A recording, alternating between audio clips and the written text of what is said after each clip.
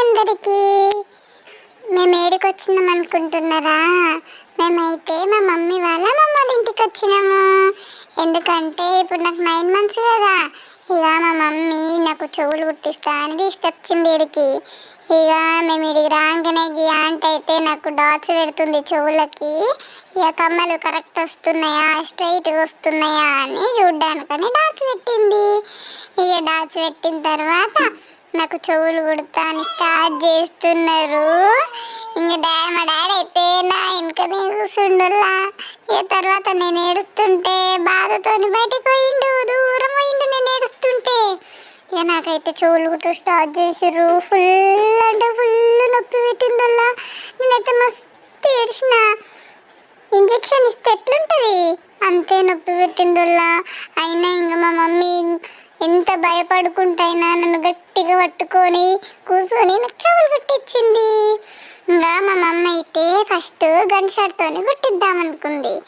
ఇక gun షాట్తోనైతే 1 stone కమ్మలు వస్తాయని మా మమ్మ వద్దనుకొని నాకు పోగులు వేయాలని ఇక ట్రెడిషనల్ మెథడ్ ఫాలో అయ్యింది.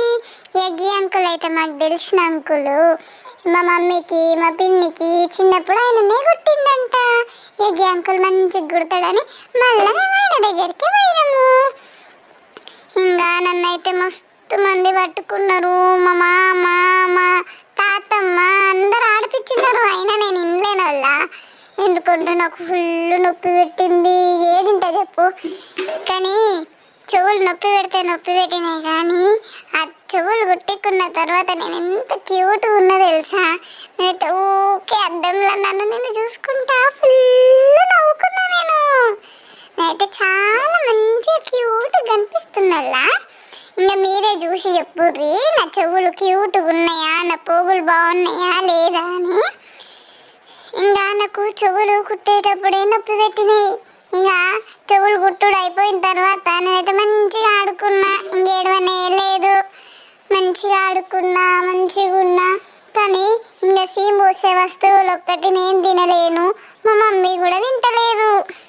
చూడుర్రి నా కమ్మలు బాగున్నాయా, క్యూట్గా ఉన్నానా? నేను ఎట్లనో కామెంట్ చెయ్యర్రి. Bye bye.